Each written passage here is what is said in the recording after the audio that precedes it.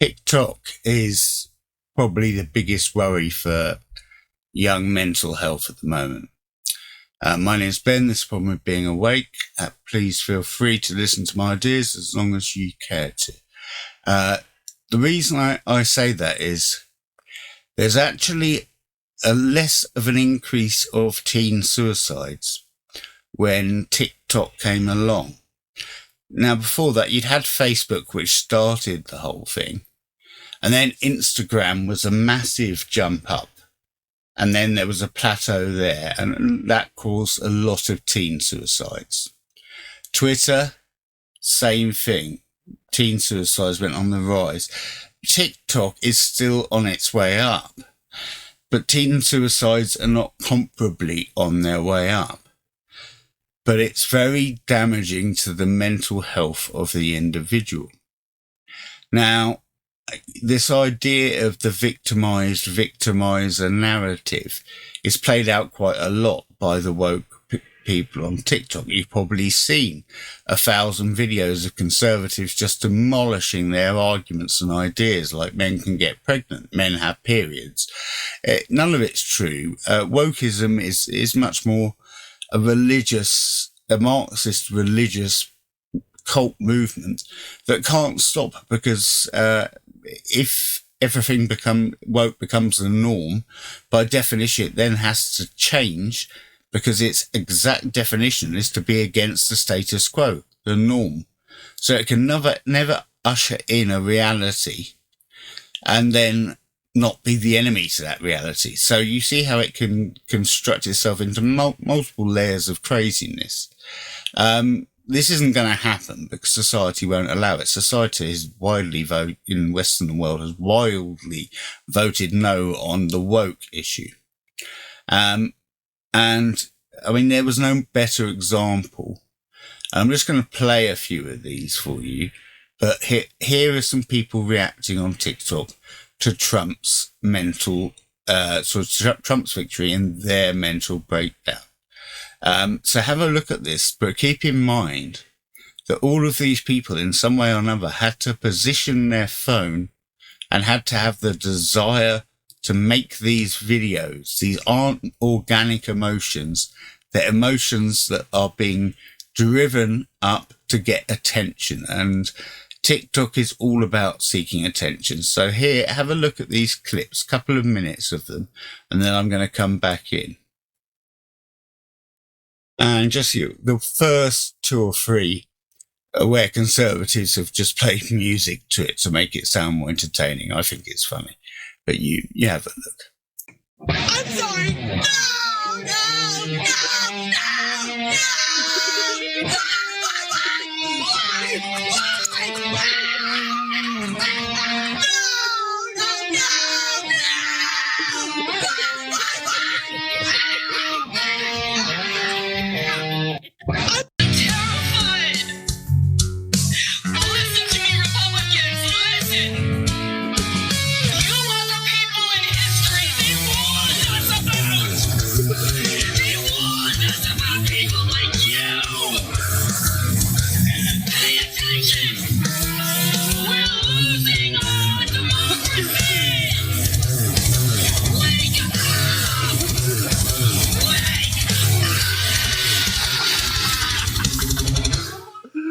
If you've lost faith in humanity, clap your hands. Wait for it. If you've lost faith in humanity, and this is your villain origin story. If you've lost faith in humanity, clap your hands. Story.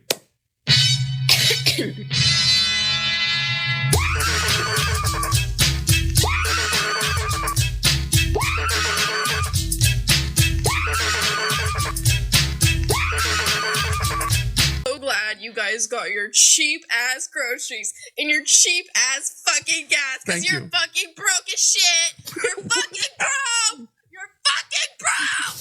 Broke. I said I'm fucking being serious. You're fucking broke. If you're a Donald Trump supporter, you're ugly and dumb. Okay. And that's sad for you. And what's even sadder is that you don't even realize how ugly and dumb you are. Just scum. Bottom of the barrel scum. Literal con scum. They're bad. They're Go seething. fuck yourselves. Also, Donald Trump supporters, please come into my comments with those stupid copy paste laughing emojis. I would love to go on every single one of your profiles and reply with a personal insult, because all of you are so worth insulting. It's not even hard. Because again, ugly and dumb. So that was fun. I actually injured my elbow dancing along to those first ones, but it is serious. If you look at the first person, that's actually quite a famous reaction to Trump's victory. You can play it with or without the music. I like the fact they've managed to play the Patriot song in there. But what you've got to realise is that on TikTok, they set themselves up to then show their breakdowns on TikTok. So they're not real breakdowns. I mean, actually, a real nervous breakdown is very rare. In all my years as a therapist, I've only met one other person who's had one, because it completely messes with your nervous system if you have a nervous breakdown. So you don't recover from a nervous breakdown. People get overwhelmed and they say they've had a nervous breakdown, but nobody really ever has. Like, I've got lots of questions to test that. The first one is, how was the incontinency?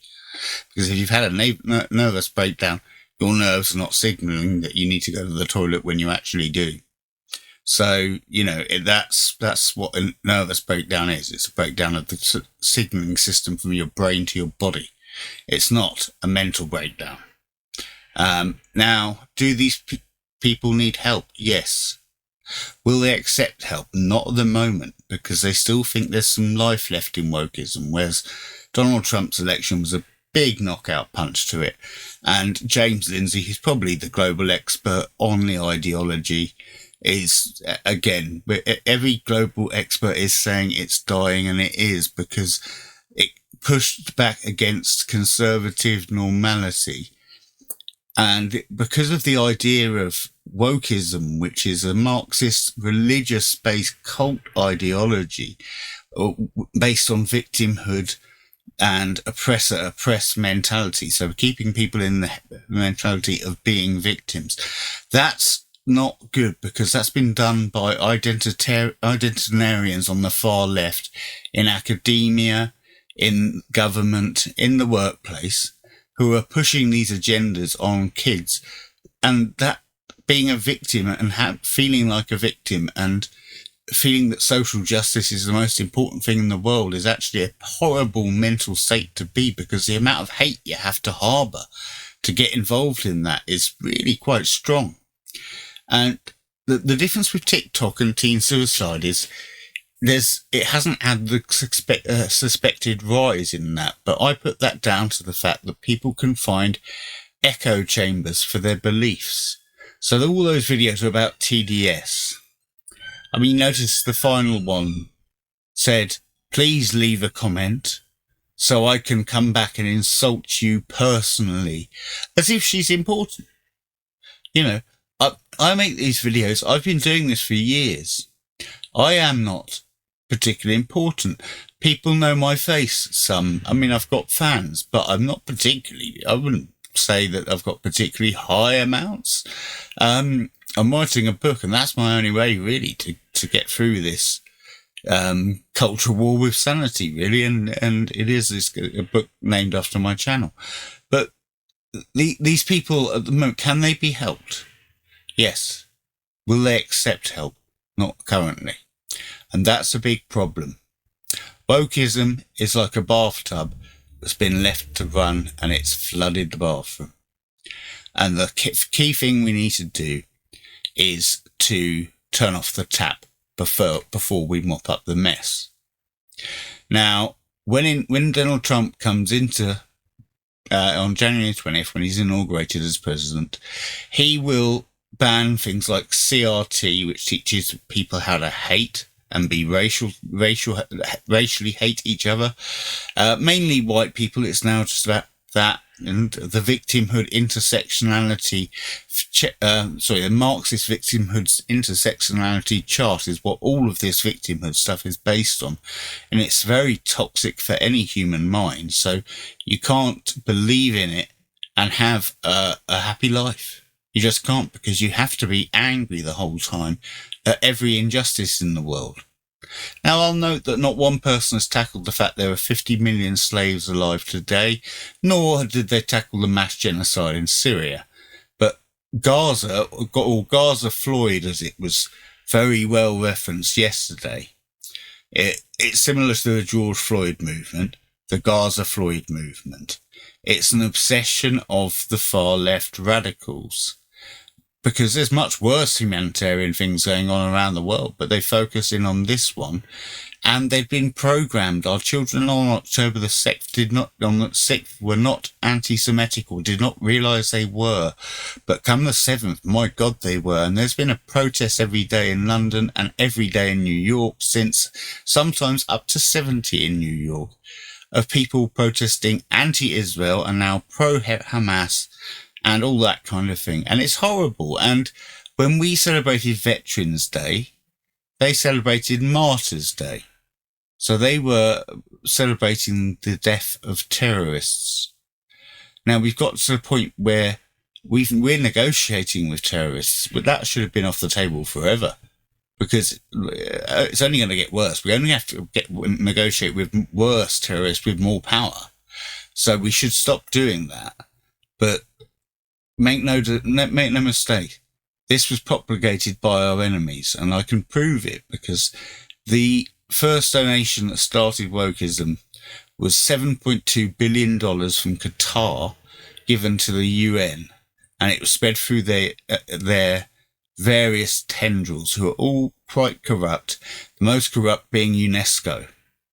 Now, UNESCO has basically ensured that gender theory, queer theory, and transgender story hour and CRT are part of the curriculum in the US and in the UK and in Europe. Now, to various elements, some of that's been taken out. Donald Trump will take it all out. So we won't have this problem again, but we do have it now.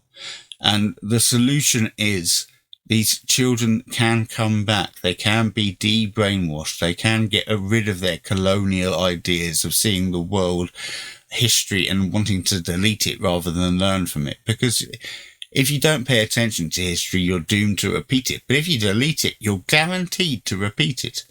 And we don't want a repeat of 150 million communist far left deaths in gulags due to Chairman Mao and Stalin between them. It could be 120 to 150 is the estimate between them. We don't want that coming back into this world. We don't want another Hitler. And by the way, Trump isn't anything like Hitler, other than the fact he breathes air and he eats food. There's no other comparison to them.